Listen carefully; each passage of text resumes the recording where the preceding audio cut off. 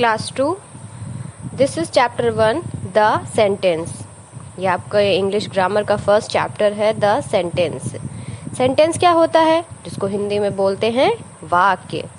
A sentence is a group of words that makes complete sense. मतलब शब्दों का वह समूह जिसका सही अर्थ निकले, यानी जिसका सही अर्थ निकलेगा वही हमारा सेंटेंस होगा। अगर हम कुछ भी लिख देंगे वर्ड्स इधर उधर करके तो वो हमारा सेंटेंस नहीं होगा। क्यों? क्योंकि उसका सही मीनिंग नहीं निकल रहा है। जैसे आपकी बुक में देखिए, स्टार्टिंग में लिखा है read the following. Mary near lives house my. अब है cricket plays, the duck swims in water. अब देखिए, the first two lines do not make any sense और कन्वे एनी मीनिंग।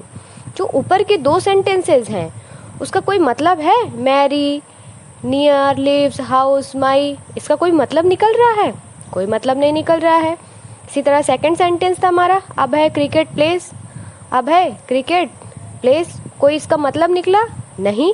तो ये जो दोनों हमारे ऊपर के सेंटेंसेस हैं ये करेक्ट सेंटेंस नहीं है, इनको हम सेंटेंस नहीं मानेंगे। क्यों नहीं मानेंगे?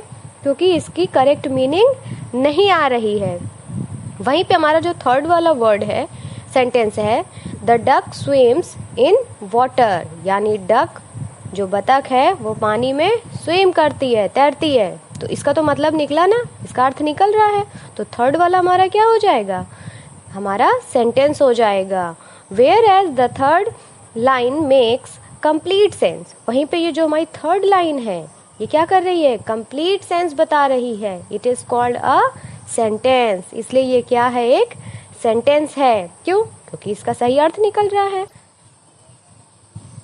अब देखिए आगे, therefore a sentence is a group of words that is arranged properly and makes complete sense.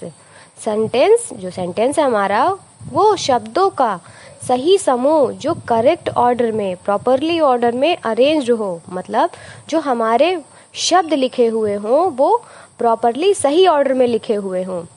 ये नहीं कि कुछ भी हमने उठा के इधर उधर वाले शब्द लिए और लिख दिए और हमारा सेंटेंस बन गया। नहीं, वो हमारा सेंटेंस नहीं बनेगा। जैसे अभी आपने एग्जाम्पल से पढ़ा ना, मैरी नियर लिव्स हाउस माई।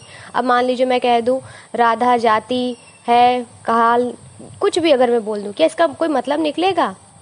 नहीं निकलेगा, तो वो सेंटेंस नहीं होगा। अभी मैं यहीं पे बोलूँ कि राधा खेलने जाती है, तो इसका तो कोई मतलब निकल रहा है ना। आपको समझ में आ रहा है कि हाँ मैं बता रही राधा खेलने जाती है। अभी मैं कह दूँ राधा जाती है, ये वो कुछ भी बोल दूँ, क्या सेंटेंस बनेगा? नहीं बनेगा। तो वो हमारा सेंटेंस नहीं होगा। क्यों? क्योंकि उसका कंप्लीट सेंस नहीं निकल रहा है। और क्या होता है हमारे सेंटेंस में? It starts with a capital letter and ends with a full stop, question mark और एन एक्सक्लेमेशन मार्क। हमारा जो सेंटेंस होता है वो हमेशा स्टार्ट किससे होता है? कैपिटल लेटर से। मतलब जब भी हम कोई सेंटेंस स्टार्ट करते हैं तो वो हमेशा कैपिटल लेटर से होता है। देखा करिए आप लोग, बुक में भी देखिए, जब हम लोग कहीं भी लिखने या फिर जब हम लिखना स्टार्ट करते हैं तो जो हमारा फर्स्ट लेटर होता है सेंटेंस का वो हमेशा क्या होता है? कैपिटल लेटर में। और लास्ट में क्या लगा होता है? फुल स्टॉप या फिर क्वेश्चन मार्क या फिर exclamation mark according to your sentence. अगर क्वेश्चन वाला होगा तो क्वेश्चन मार्क लगेगा, स्टेटमेंट होगा, सिंपल सेंटेंस होगा तो फुल स्टॉप लगेगा, और अगर एक्सक्लेमेटरी सेंटेंस होगा तो एक्सक्लेमेशन मार्क लगेगा। अब देखिए for example, this is my book. अब देखिए इसमें क्या है? फर्स्ट लेटर क्या है हमारा? कैपिटल लेटर है, और लास्ट में क्या लगा है? Full stop. A statement ends with a full stop. कोई भी जो स्टेटमेंट होता है वो लास्ट में उसमें क्या लगा होता है? Full stop. एंड सेकंड मान लीजिए एग्जांपल लेते हैं, व्हाट इज योर नेम। अब व्हाट इज योर नेम, इसमें हम क्या कर रहे हैं? क्वेश्चन पूछ रहे हैं ना। तो जिसमें हम क्वेश्चन पूछते हैं उसमें लास्ट में हम क्या लगाते हैं? Question mark. Third one is how beautiful Taj Mahal is. आपका हाउ ब्यूटीफुल ताजमहल इज, कितना सुंदर है ये ताजमहल।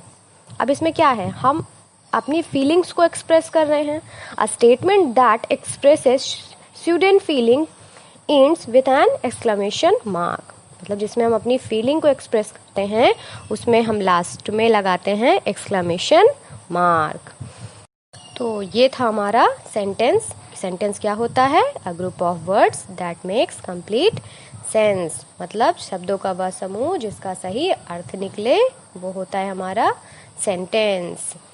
याद रखिएगा, जिसका सही मतलब निकलेगा वही हमारा सेंटेंस होगा, और जिसका कोई मतलब नहीं निकलेगा, जिस वाक्य का, जिस सेंटेंस का, वो हमारा सेंटेंस नहीं होगा। और लास्ट में हम लोग क्या लगाते हैं? फुल स्टॉप या फिर क्वेश्चन मार्क या फिर एक्सक्लेमेशन मार्क। अब देखिए नेक्स्ट है आपका एक्सरसाइज 1। अब ये आपको खुद से करनी है, बुक में ही करनी है, कॉपी में नहीं करनी है। अब इसमें करना क्या है? Read the lines gives below. ये जो नीचे लाइन दी हुई है इसको आप पढ़िए। Tick the ones which can be called sentences and cross the others. इसमें आपको क्या करना है? ये सेंटेंसेस को आपको पढ़ना है, जो सेंटेंस है उसमें हमें सही का निशान लगाना है, मतलब सही का टिक लगाना है, और जो रॉन्ग है, मतलब जो सेंटेंस नहीं है, उसमें हमें क्रॉस का मार्क करना है। अब ये कैसे पता चलेगा? भाई सेंटेंस पढ़ेंगे तो हमको समझ में आ जाएगा, जिसका मतलब निकल रहा है, जिसका अर्थ निकल रहा है, वो हमारा सेंटेंस होगा, और जिसका नहीं निकल रहा है वो हमारा सेंटेंस नहीं होगा। अब देखिए जैसे लिखा है फर्स्ट वाला, रमन बेस्ट आस्था फ्रेंड्स। कोई मतलब निकल रहा है? रमन बेस्ट आस्था फ्रेंड, नहीं, तो ये हमारा सेंटेंस नहीं हुआ। सेकंड है देखिए, लव स्विम मी, पसंद तैरना मुझे। ये सही सेंटेंस है? नहीं। लव स्विम मी, इसका क्या मतलब हुआ? कोई मतलब नहीं हुआ, तो ये हमारा सेंटेंस नहीं है। तो इसमें हम किसका मार्क करेंगे? रॉन्ग का। थर्ड, ब्लू गिव बुक मी। अब बताइए इसका कोई मतलब निकल रहा है? ब्लू गिव बुक मी, नहीं, इसका भी कोई मतलब नहीं निकल रहा है, तो ये भी हमारा सेंटेंस नहीं है। Fourth number, I am eating a cake. हाँ, अब इसको देखिए, fourth number, I am eating a cake, मैं केक खा रहा हूँ। अब मैं केक खा रहा हूँ सेंटेंस हुआ? भाई हम बात बता रहे हैं, मैं केक खा रहा हूँ, मैं बोल रही हूँ, समझ में आ रहा है, इसका मतलब निकल रहा है, तो ये क्या होगा? हमारा सेंटेंस होगा। तो इसमें हम किसका टिक करेंगे? राइट का। 5 नंबर देखिए, Sumit is playing with a football. Sumit football से खेल रहा है। अब देखिए इसका मतलब निकला, Sumit is playing with a football, है ना ये सेंटेंस? तो इसमें हम करेक्ट का टिक करेंगे। 6 नंबर है, बर्थडे गिफ्ट। बर्थडे गिफ्ट, क्या बर्थडे गिफ्ट? कंप्लीट सेंटेंस तो नहीं है ये, तो ये हमारा सेंटेंस नहीं होगा। 7 number, books right answers. Books right answers, क्या बुक्स राइट्स आंसर? क्या बुक लिखती है आंसर्स? नहीं, तो ये भी हमारा सेंटेंस नहीं है। 8 number, write answers in your book. हाँ, write answers in your book, मतलब आप बुक में अपने आंसर्स लिखिए, तो ये क्या होगा? हमारा सेंटेंस होगा। 9 number, I play basketball. I play basketball, मैं बास्केटबॉल खेलता हूँ, हुआ ना ये एक sentence? 10 number, a house fly. एक हाउस फ्लाई सेंटेंस तो है, लेकिन कंप्लीट सेंटेंस नहीं है, तो ये हमारा सेंटेंस होगा? नहीं होगा। क्यों नहीं होगा? क्योंकि ये कंप्लीट सेंटेंस नहीं है, इसलिए ये हमारा सेंटेंस नहीं होगा। तो इसमें हम क्या करेंगे? क्रॉस का टिक करेंगे। 11 number, my father is a business man. मेरे फादर एक बिजनेस मैन है। अब बताइए ये सेंटेंस है कि नहीं, ये आप करिएगा। 12 number, think do and act. सोचो, करो एंड एक्ट, ये सेंटेंस है? बताइए, थिंक डू एंड एक्ट, ये आप करके बताइएगा मुझे, मैं चेक करूंगी। Suman writes a letter to her friend. Suman ने अपने फ्रेंड को लेटर लिखती है। अब आप बताइए सेंटेंस है कि नहीं, ये आप खुद से करेंगे।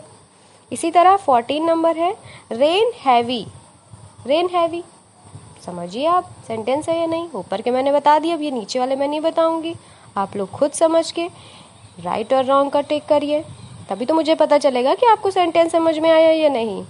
माई फ्रेंड वॉक्स स्लोली, मेरा फ्रेंड धीरे चलता है। अब आप खुद करिएगा इसको, ये सेंटेंस है या नहीं। ठीक, तो ये था आपका चैप्टर 1 द सेंटेंस, जिसको आपको बुक में ही करना है। ओके।